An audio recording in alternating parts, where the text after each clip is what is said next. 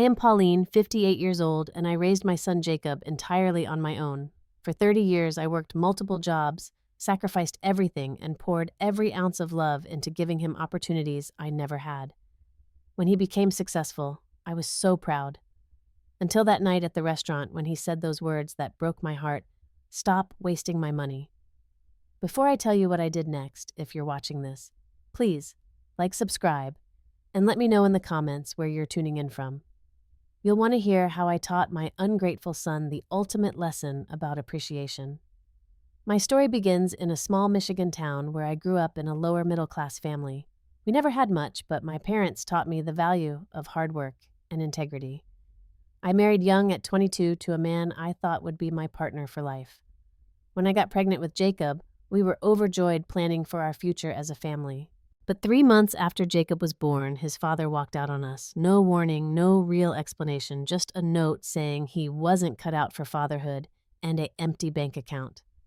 There I was, 26 years old, with a 3-month-old baby, no college degree, and suddenly, no income. The panic I felt in those first few weeks was overwhelming. I remember sitting on the floor of our small apartment holding Jacob while he slept and crying silently because I was terrified I would fail him. But that same night, I made a promise to my son that I would do whatever it took to give him a good life. The 90s were not an easy time to be a single mother. The judgment from others was constant. People looked at me like I had made a terrible mistake, like being abandoned was somehow my fault. Finding affordable childcare was almost impossible. My parents helped when they could, but they lived 2 hours away and had their own financial struggles. I took whatever work I could find. During the day, I was a secretary at a local insurance office. Evenings, I waitressed at a family restaurant where the manager let me bring Jacob in his carrier during slow nights. On weekends, I worked retail at the mall. Between the 3 jobs, I was working 16 hours a day, 6 days a week. Before Jacob, I had dreams of becoming an elementary school teacher. I had even completed 2 years of college before getting married, but those dreams had to be set aside. Every extra penny went into a coffee can labeled Jacob's Education. I was determined that my son would have the opportunities I missed. Our apartment was tiny, just a 1-bedroom where I gave Jacob the bedroom and slept on a pull-out couch in the living room. Everything we owned was secondhand clothes, furniture, toys. I became an expert at finding quality items at thrift stores and yard sales. Jacob never had the newest toys or trendiest clothes, but he was always clean, well-fed, and knew he was loved. Dating was out of this question. A few kind coworkers tried to set me up over the years, but I always declined. I simply did not have the time or energy to invest in a relationship. Jacob was my priority, and I did not want to bring men in and out of his life. Looking back, perhaps that was a mistake that led to my excessive focus on him, but at the time, it seemed like the only responsible choice. The physical toll of working so much began to show by the time I hit my mid-30s. I developed carpal tunnel syndrome from typing all day, and my feet had chronic pain from standing through long waitressing shifts. The doctor recommended surgery for my wrists and physical therapy, but I could not afford the time off work. Instead, I wore braces and took over-the-counter pain medication to keep going. The moments I cherish most from those early years were our Sunday mornings. That was our sacred time together. No matter how exhausted I was, I would wake up early to make our special pancakes with faces made from fruit. Jacob would tell me about his week at school, his friends, and his dreams. Even as a child, he was bright and curious, always asking questions about how things worked. I knew he was special. I remember one night when Jacob was 9, I came home from my waitressing shift around 11 p.m. He was supposed to be asleep, but I found him at the kitchen table, struggling with his math homework. He had waited up for me because he knew I was good with numbers. Despite being so tired, my vision was blurry. I sat with him for an hour, helping him understand fractions. When we finally got it, his face lit up with such pride.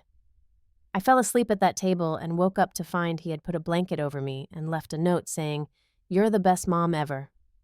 Those moments made every sacrifice worthwhile.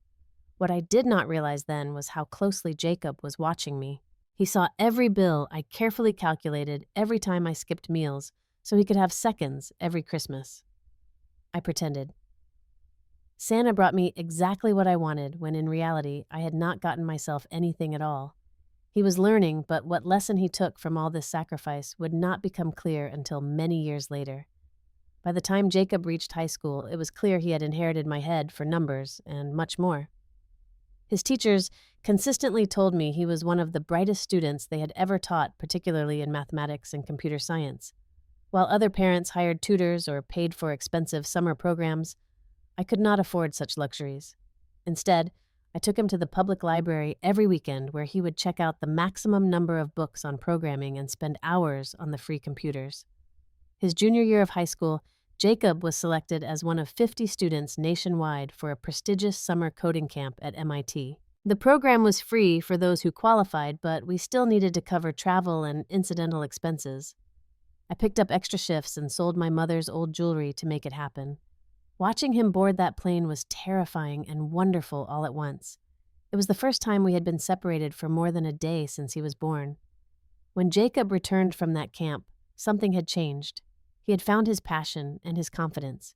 He spoke about algorithms and coding languages with such enthusiasm that even though I understood little of what he was saying, I could not help but be swept up in his excitement. He started building his own programs on our second-hand computer, staying up late into the night typing away. His senior year, Jacob was named valedictorian of his class. I can still picture him on that stage, tall and handsome in his borrowed graduation gown, delivering a speech about perseverance and opportunity. He thanked me publicly, saying none of his success would have been possible without my sacrifices. The tears streaming down my face were pure pride. All those years of hard work had paid off. My son was going places. When the college acceptance letters started arriving, Jacob had his pick of prestigious universities. He chose to study computer science at Stanford, which offered him a substantial scholarship. Even with that financial help, the remaining costs were far beyond what I had saved in my coffee can. I did the only thing I could think of. I took out a second mortgage on the small house I had managed to buy when Jacob was in middle school. The bank manager looked at me with concern when I explained what the loan was for. "Are you sure about this, Ms. Walker? This is your retirement security we're talking about." I never hesitated.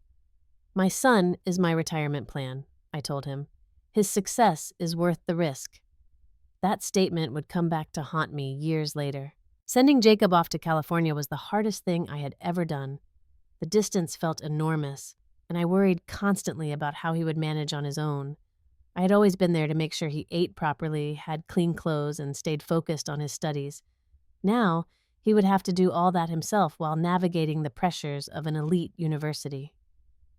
Every week I sent care packages filled with homemade cookies, handwritten notes, and little necessities like socks and toiletries.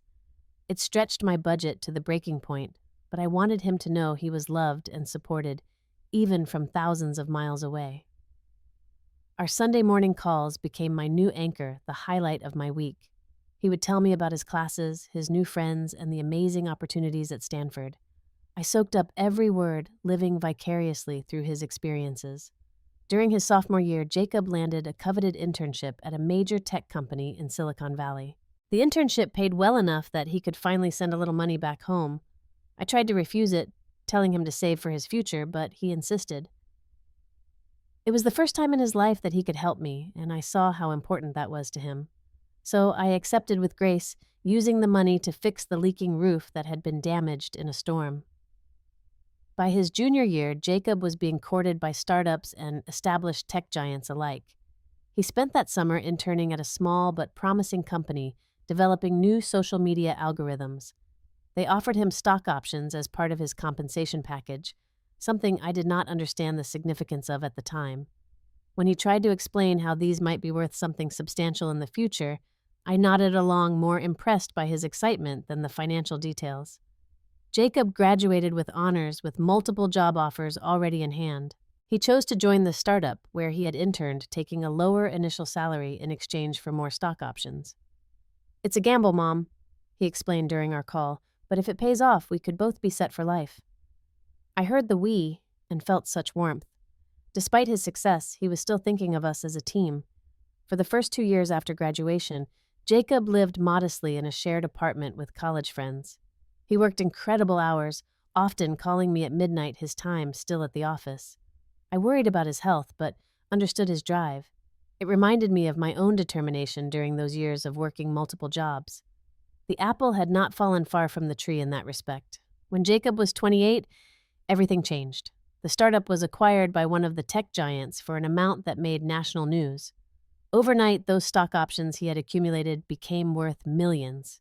My son, who had grown up wearing secondhand clothes and never having the latest toys, was suddenly wealthy beyond anything we could have imagined. His first call to me after the acquisition was unforgettable. "Mom, we did it," he said, his voice trembling with emotion. "I want you to quit that secretary job. You have worked enough for 2 lifetimes." I protested, saying I was only 54 and not ready to retire, but he was insistent. "At least cut back to part-time," he bargained. "Let me take care of you for a change." The following month, Jacob flew home and took me house hunting. He wanted to buy me a mansion in the wealthiest part of town, but that felt wrong to me. Instead, we compromised on a lovely 3-bedroom home in a safe, quiet neighborhood. It was more than twice the size of my old house, with a beautiful garden and a modern kitchen.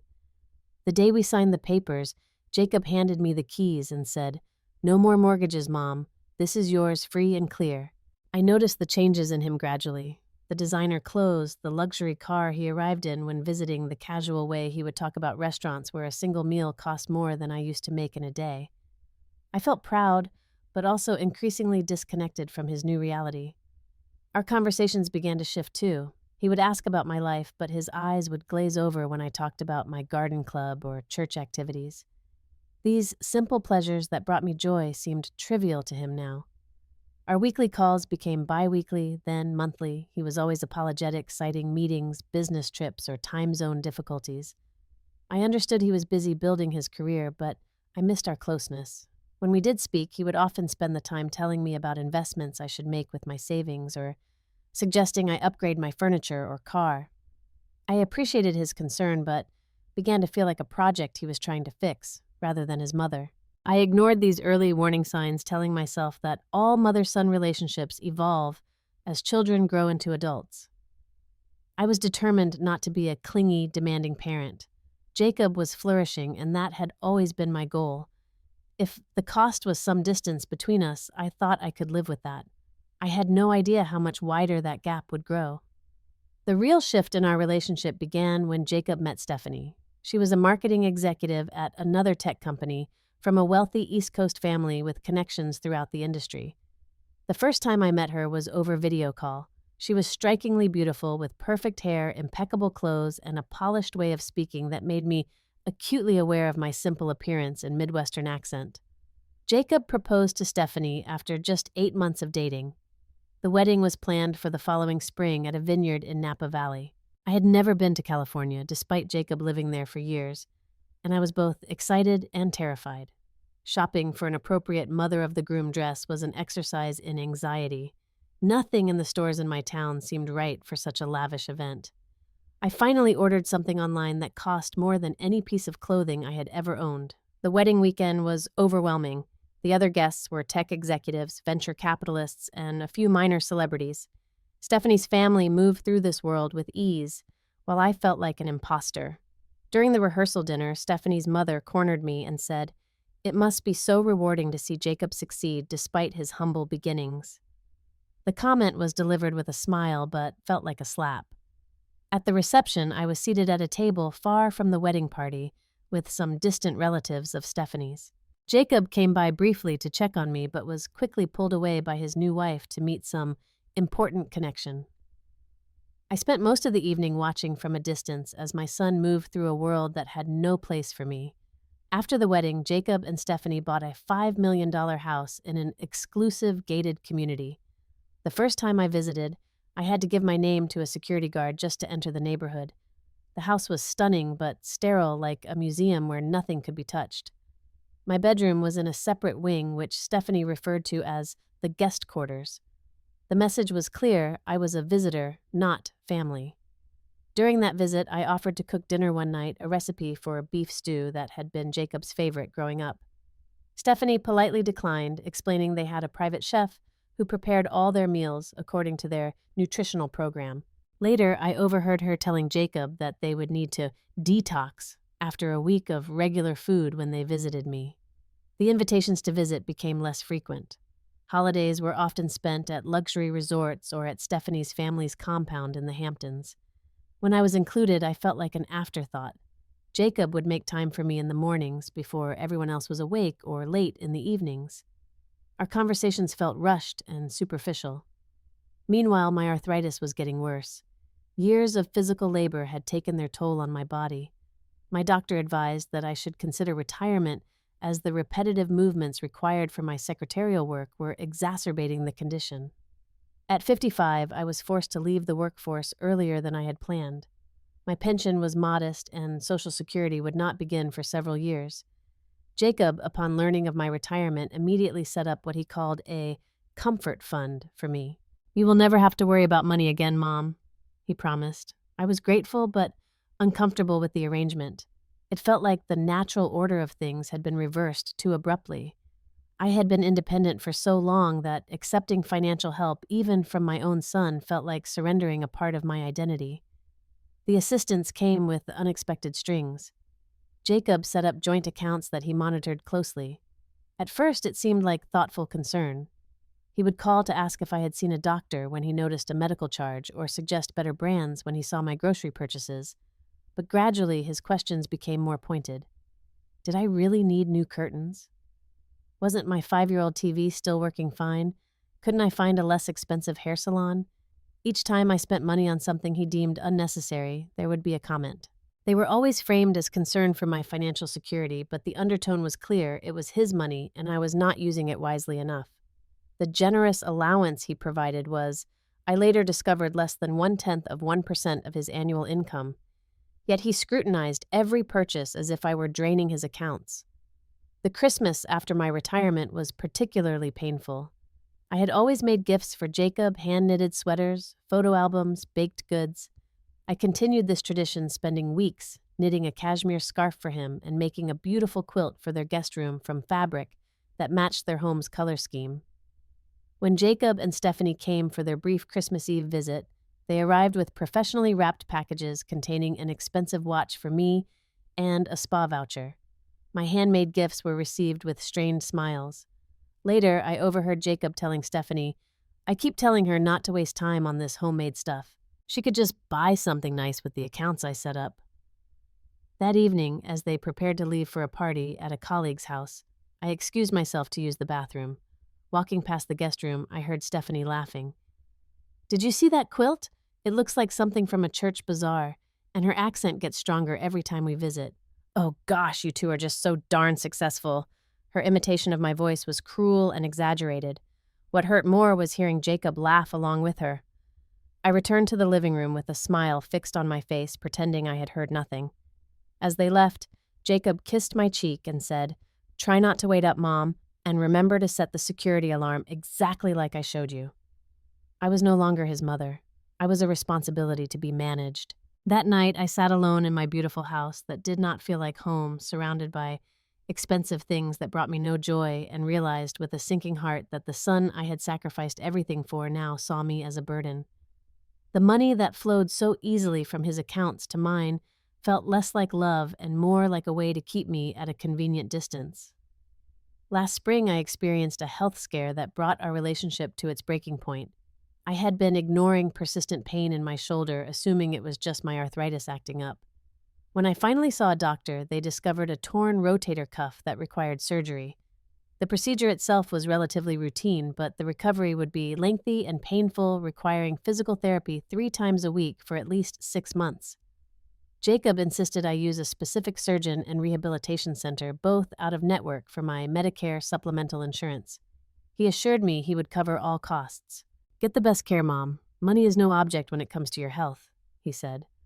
I was touched by his concern and agreed to his suggestions.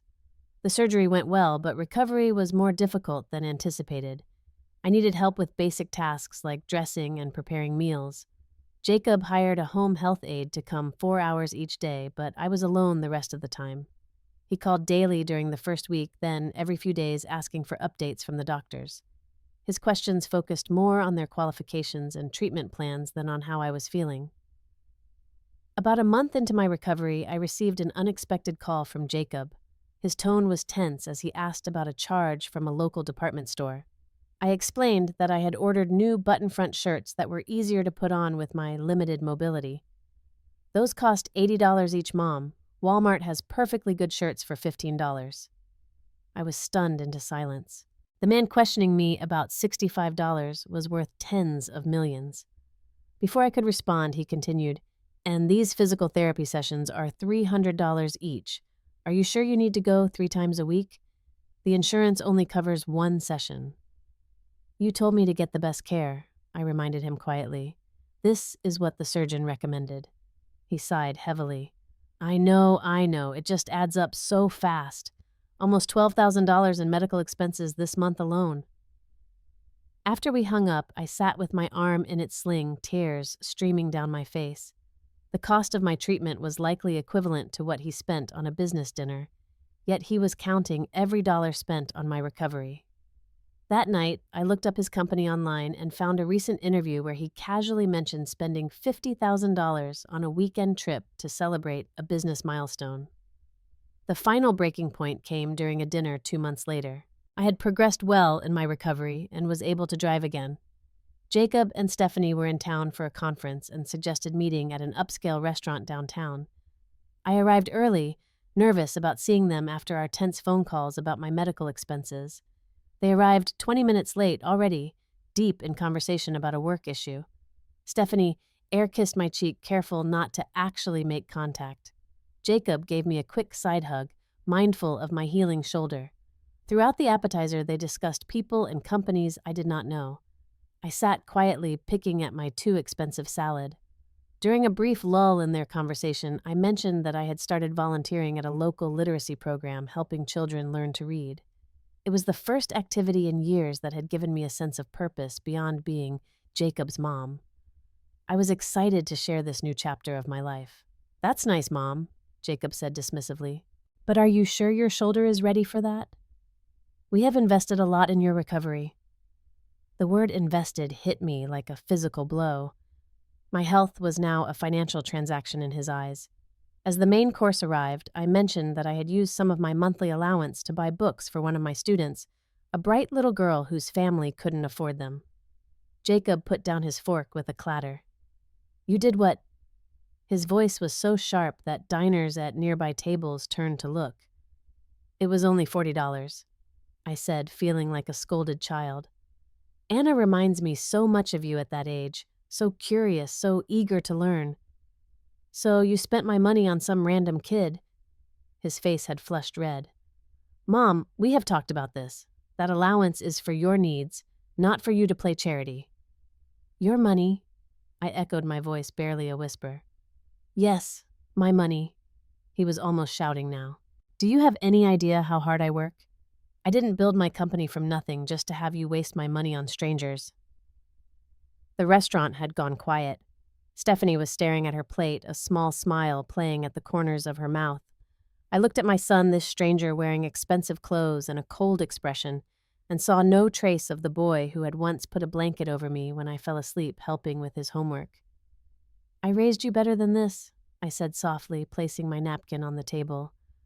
"At least I thought I did." I stood up, my hands shaking but my voice steady. "Thank you for dinner. I think I should go home now." "Mom, wait!" Jacob began, suddenly aware of the scene he had created. "I didn't mean—" "Yes, you did. I interrupted something I had never done before. You meant every word, and that breaks my heart more than you will ever know." I walked out of this restaurant with as much dignity as I could muster, ignoring the pitying glances from other diners. Once in my car, I allowed myself to cry deep, wrenching sobs that came from a place of profound loss. The son I had raised, the boy who had once been kind and grateful, was gone. In his place was a man who saw me as a financial burden, a line item in his budget, a problem to be managed. That night, as I lay awake replaying his words over and over, a strange calm began to settle over me. For 30 years, I had defined myself solely as Jacob's mother, measuring my worth by his happiness and success. I had never asked myself what I wanted, what would make me happy. Now, forced to confront the painful reality of our relationship, I began to consider a radical question. What if I just walked away? I woke up the next morning with a clarity I had not felt in years. The harsh words from the previous night had torn away the last of my illusions about my son and our relationship. As painful as the revelation was, it was also liberating. For the first time, I saw the situation without the rosy filter of maternal love. The financial arrangement Jacob had set up suddenly looked very different in this new light. I opened my laptop and logged into the accounts he had established for me. What I discovered was both surprising and validating. Most of the accounts were joint with both our names on them. The car loans he had complained about carrying for me were actually in both our names because he had used my excellent credit history to secure better rates. I called a financial advisor recommended by a friend from my garden club, someone with no connection to Jacob's world. She agreed to meet me immediately, sensing the urgency in my voice. In her small, modest office, I laid out all the financial documents and explained my situation. "Mrs. Walker," she said, after reviewing everything, "legally, you have access to these joint accounts as a co-owner. The funds that have been deposited are legally yours to manage.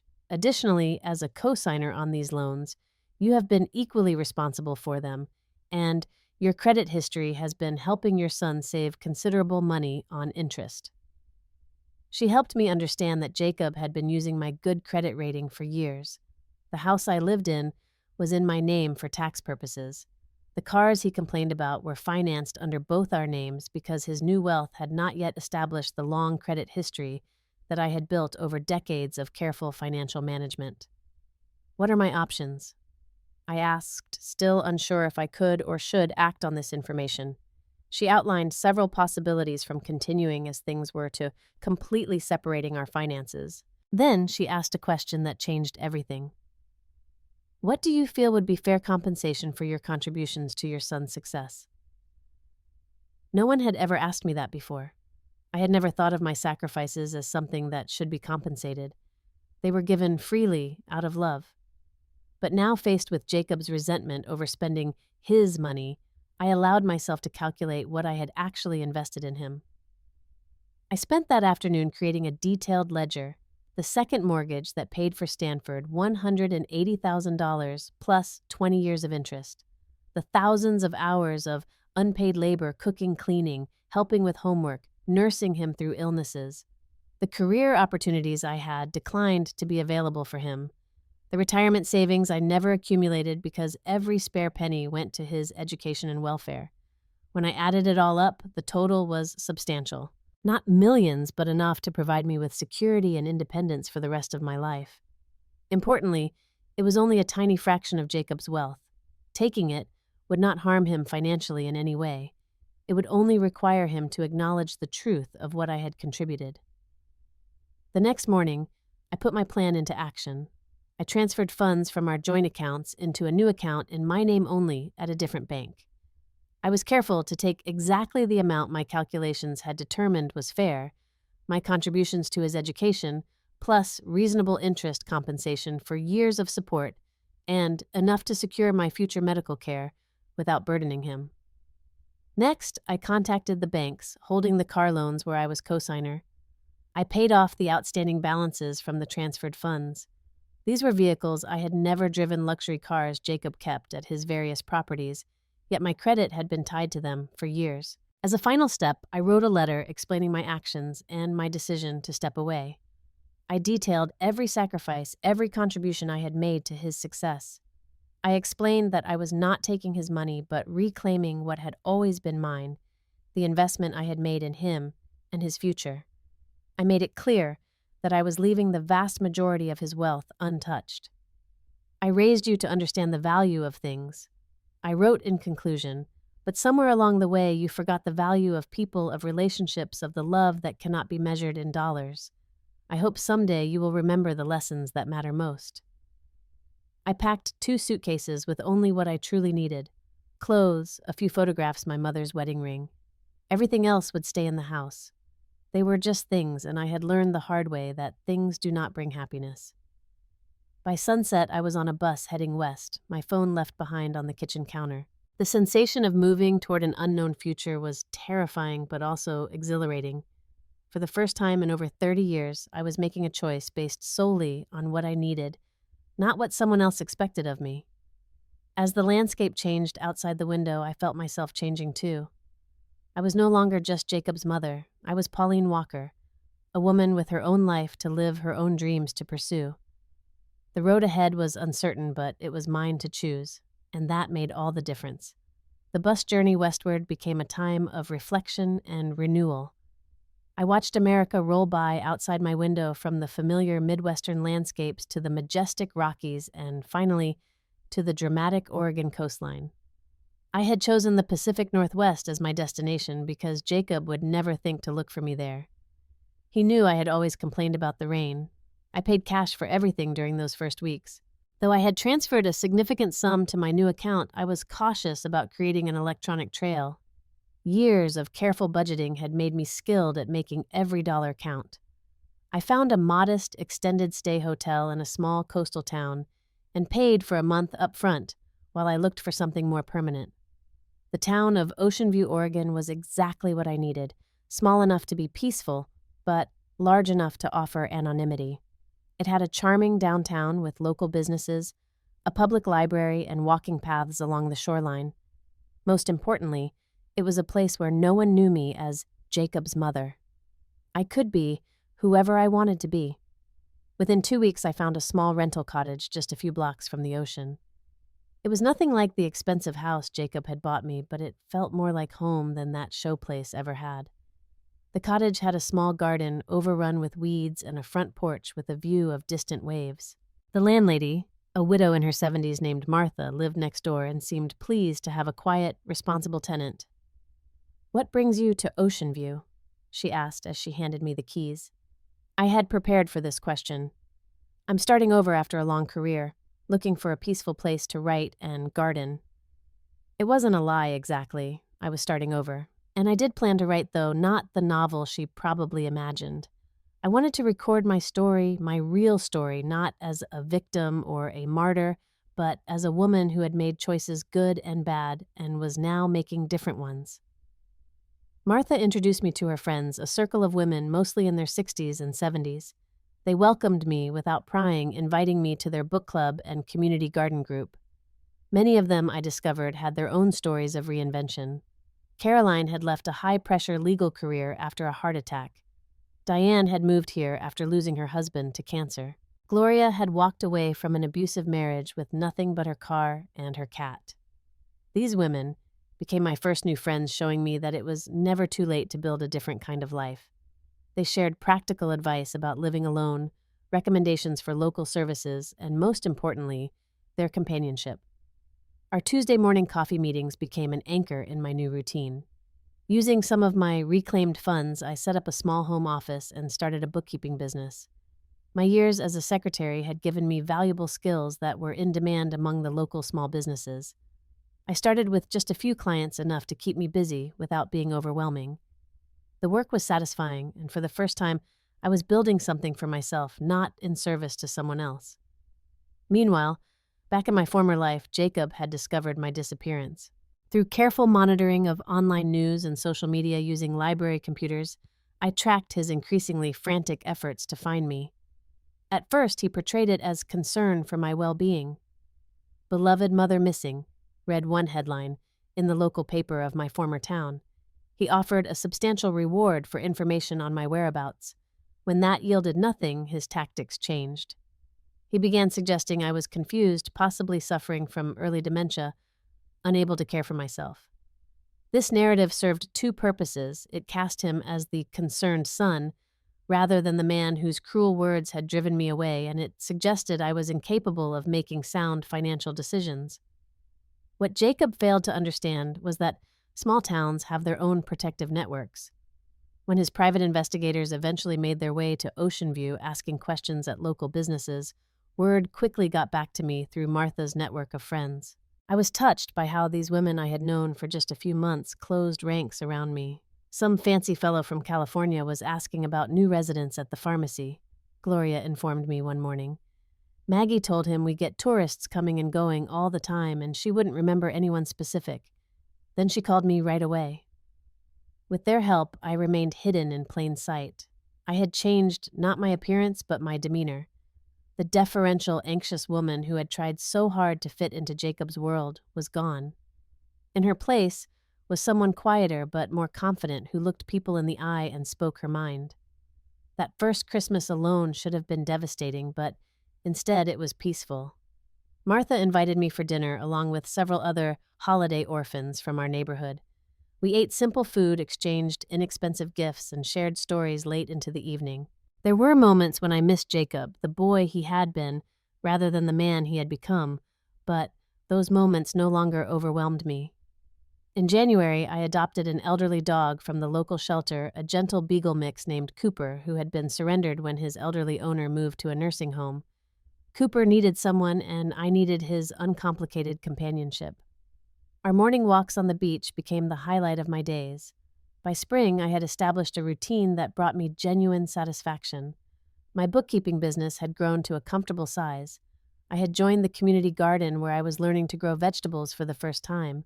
Weekly dinners with my new friends, volunteer hours at the literacy program in the local library, long walks with Cooper. These simple activities filled my days with purpose. Throughout this time, I maintained my silence with Jacob. It was the hardest decision I had ever made, but I knew that any contact would lead to him trying to reassert control. Through mutual acquaintances from my old life who occasionally checked in via email, I learned that he had hired multiple private investigation firms without success. I also heard that his perfect marriage to Stephanie was showing signs of strain, particularly as his company faced challenges from competitors. 10 months after I left, I received word that he had posted an emotional video online speaking directly to me. "Mom, if you see this, please just let me know you're okay," he pleaded, looking exhausted and genuinely distressed. "I don't care about the money, I just need to know you're safe." It was the first crack in his carefully constructed public image and admission that I had not just wandered off in confusion, but had made a deliberate choice to leave. It was also the first time he had acknowledged that I had taken money, yet he claimed not to care about it. I wondered if that was true or just what he thought would sound best to the public. Through my anonymous email account, I sent a brief message to one of our old neighbors who had remained neutral in the situation. "Please tell him I am well and happy. This was my choice and I need him to respect it. When I am ready, I will contact him directly." The message got back to Jacob within days. His public search efforts ceased immediately. Instead, he began sending letters addressed simply to Pauline Walker, to post offices in small towns across the country. Some were forwarded to my old address where Martha's daughter collected my mail. She would scan the envelopes and ask if I wanted them opened. For months, I said no. I was still healing, still finding my footing in this new life. But I kept them all in a box under my bed, knowing that someday I would be ready to read what my son had to say. The transformation I underwent in that first year away from Jacob was profound. I rediscovered interests and abilities that had been dormant for decades. I learned to value my own company and to trust my judgment. Most importantly, I realized that my worth was intrinsic, not derived from my role as a mother or my usefulness to others.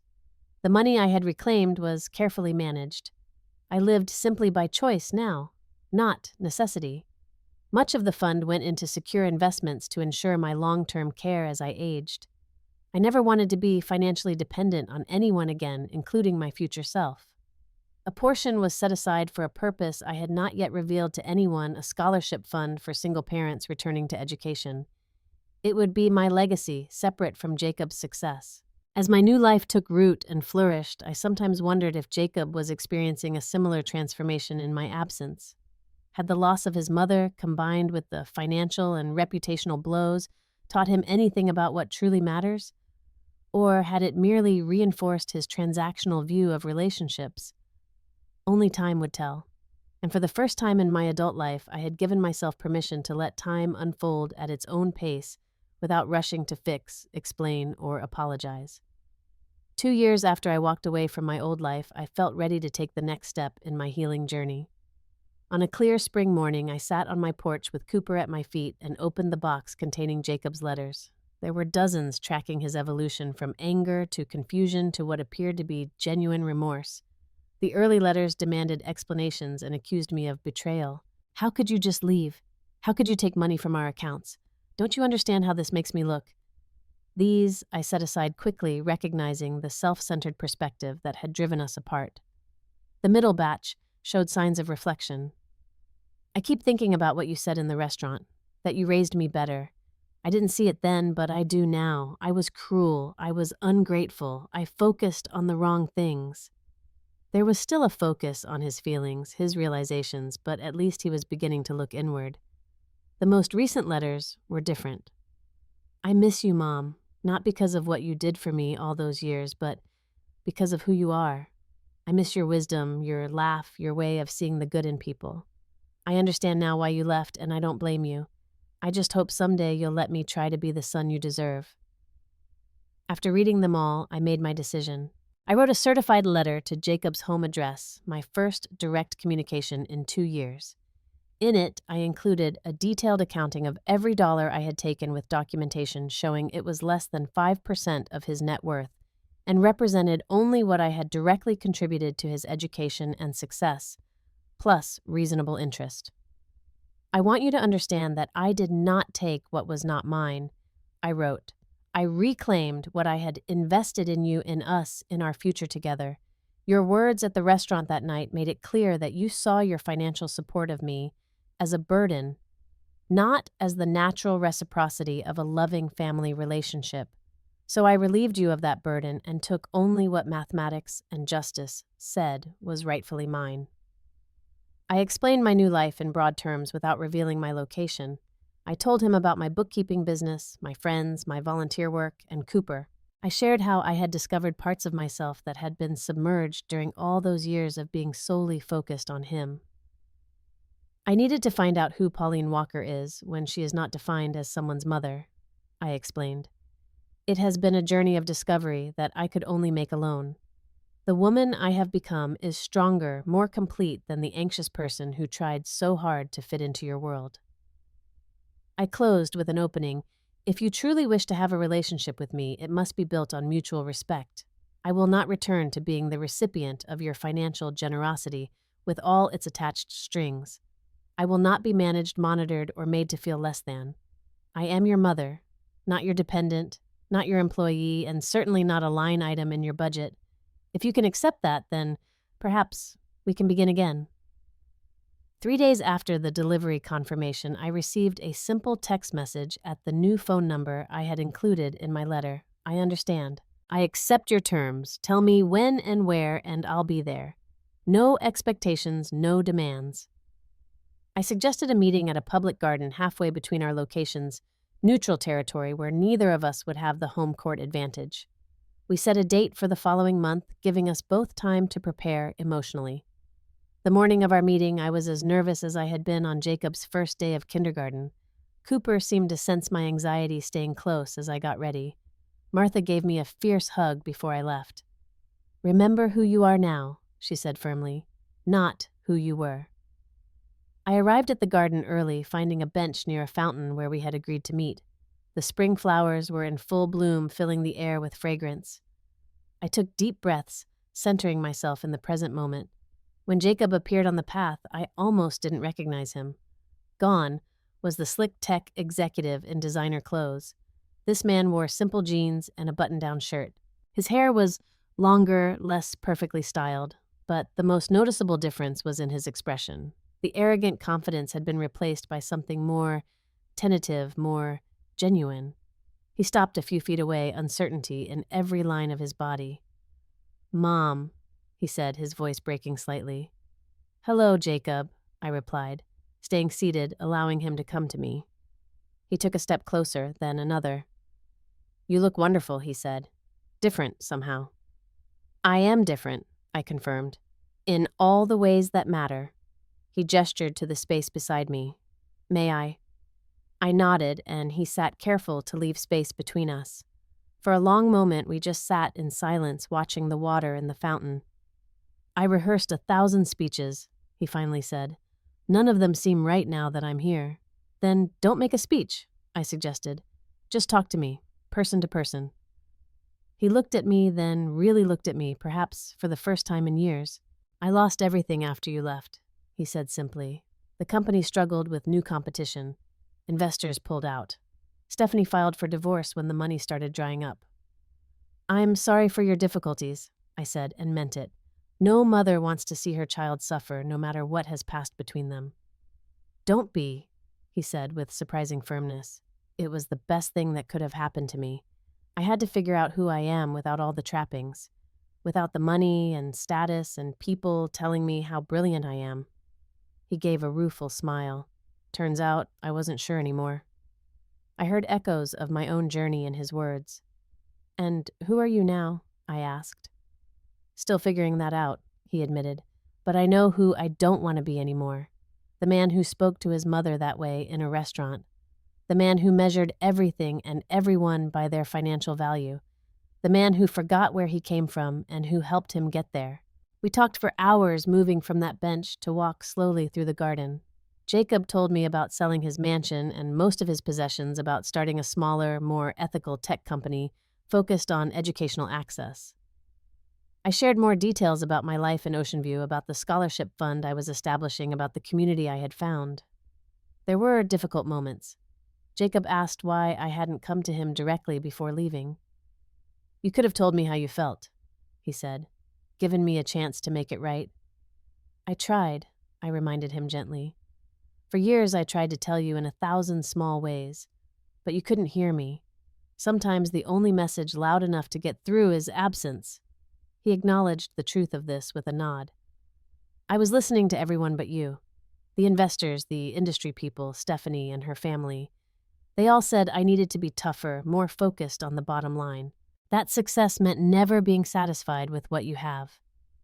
And now I'm trying to listen to myself and to remember what you taught me before all that noise drowned it out, that how you treat people matters more than what you accomplish, that enough is enough and more than enough is too much." As the afternoon waned, we found ourselves back at the original bench. The time had come to discuss our future if we were to have one together. "I don't expect to go back to how things were," Jacob said carefully. "I know I broke something precious, but I would like to try to build something new, a relationship between the people we are now, not the people we were." I considered his words. "I would like that too, but it will take time.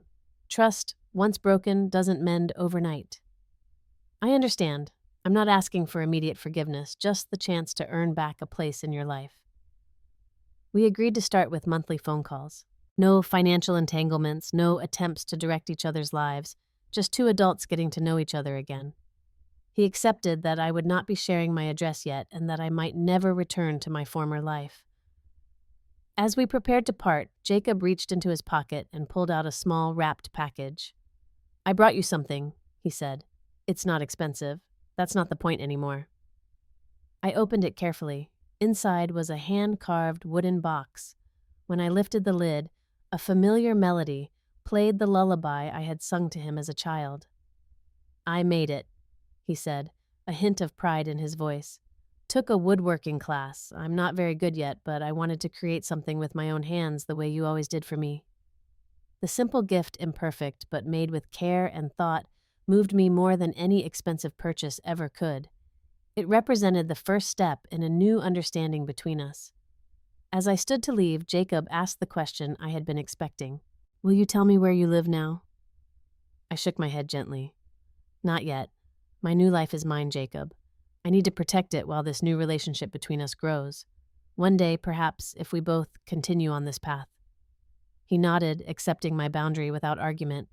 That, more than anything else that day, gave me hope that real change was possible. We parted with a brief hug more meaningful in its restraint than any dramatic reconciliation could have been. As I watched him walk away, I felt a complex mixture of emotions, cautious optimism, lingering sadness for what had been lost, and pride in the strength I had found. The scholarship fund for single parents became my primary focus over the following year. I named it the Second Chance Fund, reflecting both my belief in the power of education to transform lives and my own experience of beginning again. The first recipients were 3 mothers returning to college after years of prioritizing their children's needs over their own dreams. At the small ceremony awarding the inaugural scholarships, I shared parts of my story publicly for the first time. Sometimes, the greatest gift we can give our children is to show them that we value ourselves, I told the audience, that we are whole people, not just extensions of their needs and wants. Jacob and I continued our careful rebuilding. Our monthly calls became bi-weekly, then weekly. A year after our garden meeting, I invited him to visit Ocean View. Watching him interact respectfully with my friends, admire my small cottage, without comparison to his former luxury, and walk Cooper on the beach with obvious delight, I saw glimpses of the thoughtful boy I had raised. He had changed in fundamental ways. His new company employed many single parents, offering flexible hours and on-site childcare. He lived modestly compared to his former lifestyle, though still comfortably. Most importantly, he had learned to listen, really listen, not just wait for his turn to speak. During that visit, he asked about the detailed accounting I had sent him. "I want you to know," he said, as we sat on my porch watching the sunset, "that I understand now what you were showing me with those calculations. It was never about the money itself." "What was it about, do you think?" I asked, curious about his perspective. "It was about recognition, acknowledgement of your contribution. I had taken all the credit for my success as if I had achieved it in a vacuum. You were showing me the invisible foundation that everything was built on." His insight moved me. "Yes," I said simply. "That's exactly what it was about." Today, 4 years after I walked away from my old life, Jacob and I have found a new equilibrium. We will never again have the enmeshed relationship of my early motherhood nor the unhealthy dynamic of his early success. Instead, we have something more balanced, more mature. We are family by choice now, not just by obligation. The money I reclaimed has been fully invested in the scholarship fund, which now helps 10 single parents each year. Jacob has become a silent contributor, doubling the fund's capacity without taking any credit or control. It is his way of making amends, not to me personally, but to the principle of recognizing invisible labor. As for me, Pauline Walker at 62 is a very different woman from the anxious mother who once tried to fit into her son's wealthy world. I am comfortable in my own skin, confident in my choices, surrounded by genuine friendships. My small business continues to thrive. Cooper has been joined by a younger rescue dog named Daisy.